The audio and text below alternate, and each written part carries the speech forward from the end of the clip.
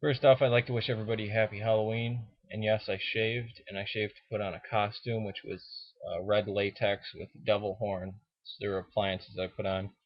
And the reason why I'm wearing this hat is you can still see the red all over here. That was a painful experience of taking that stuff off. Well, again, I'm doing this completely naked. Oh well, I got the voice so. And I'm gonna go over more p-text, or not more p-text, more of the Wellhausen hypothesis, also known as the documentary hypothesis. Genesis, first account of Genesis. It's from chapter 1 until chapter 2, verse 3, and then we have the J account of Genesis. So the first account of Genesis is God creating everything, creating man and woman at the same time, both equal. And then the second one is the story of the garden. And we go through and we see P, J, or not, P, J, and redactor, R. R is orange. Well, how did this get like this? Well, first you had J, the Yahwehist, who they speculate was a woman writing J. And it begins with the beginning, with Adam and Eve in the garden, and goes on. Doesn't really mention Moses at all. Very little does it mention of Moses. And then we have E-text.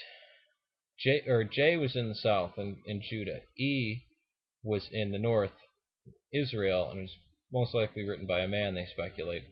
And it begins with Abraham. And it puts all the importance on Abraham and Moses. And if once we get to Exodus, we start to see a substantial amount of J mixed in with other parts, E and P, and some parts of Exodus are almost completely E, not with some redactor notes in there. And then we get stuff like this happening where E and P are mixed together. Well, originally you had E and J fused for about 200 years after they were written. And they were written shortly after or before the reign of King David. So they were fused together. And then you had somebody who read that, knew about that, and didn't like it, a priest. And they wrote p-text, and it was a competition against the EJ. And then you had another guy who knew both documents, or I should say all three, and he was D. He was the writer of D, and he wrote to refute P, to back up E and J, and to write the history. And he wrote from Deuteronomy all the way to 2 Kings. And we thought that person was Ezra, but now later scholarship we think that it's Jeremiah.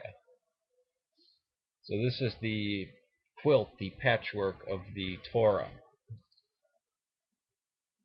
Somebody said you could do this with the New Testament. No, you can't. Not like this. Not where there's books written independently of each other and against each other, and then they're all stitched together. It's not how the New Testament happened. There may have been things added, but it's not like this. So we have J being the first, then E, then P, then D. Now E and P both use L, but they use L or Elohim until the divine name is given, and then they start using Yahweh. So it gets a little harder after that. But a lot of them still retain Elohim. Whereas the reason why we call J-text J-text is because it uses Yahweh or Jehovah throughout the whole thing, even before Moses. Even in the beginning when God is creating things, they're calling him Yahweh. So P-text is a real form of, kind of a form of E-text, you could say. But so E and P don't say the divine name until it's given at Sinai, whereas J uses it throughout the whole thing. In E-text, Isaac dies. No angel rescues him. Abraham's sacrifice says. And it's only in the redactor does he get saved. There's certain stories, especially in Numbers, we see Moses sinning for apparent reason where he didn't sin. You know, they didn't. Was it the rock? Was it struck it and speak? And then after there's an argument that starts off with Moabites and ends up with Midianites. And these are very confusing unless you actually divide it up like I did and you can read the different accounts. And I think it becomes much more beautiful, much more mystical and awesome. And it does. We can see the roots of this book, and it's beautiful.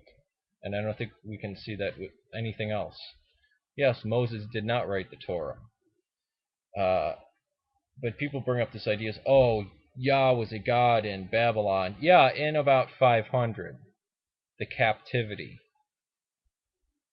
The Torah is basically the oldest document, and it speaks about older things in history. It's not built as a mythology.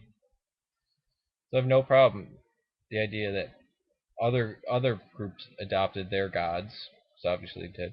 But also we have to remember that the Israelites were using pre-existing words. The only one they made up was Yahweh. And there might have been some type of pre-existence for that. And it was through a mistake, God just saying, I am he who is, I am. All you need to know is that I am. And they took that as his name. It's like saying, who are you? Well, it doesn't matter. What matters is I'm here. And then now you called me, my official name is I'm here instead of Joseph or Yusuf. But yeah, J was first and then E. Now it's debated whether who was actually first, but they were around very same time period, almost contemporaries. But people think J is a little bit earlier. P is later. That's under the reign of Hezekiah, and D was written under the reign of Josiah. And I could go in for the reasons for this, but it would take so long. So please get Richard Elliott Friedman's book, Who Wrote the Bible. It's probably one of the best books out there on the Wellhausen documentary hypothesis. Again, I want to wish everybody a happy and safe Halloween. This is an awesome day. Whatever you do, if you're the type that likes to party, please do it in moderation. So you won't have a horrible Day of the Dead tomorrow. It's the big day is tomorrow for us here. Day of the Dead. So the Mexicans go out and celebrate American Halloween, and then tomorrow we celebrate Day of the Dead. Those sugar skulls and all that. Peace to you. Happy Halloween.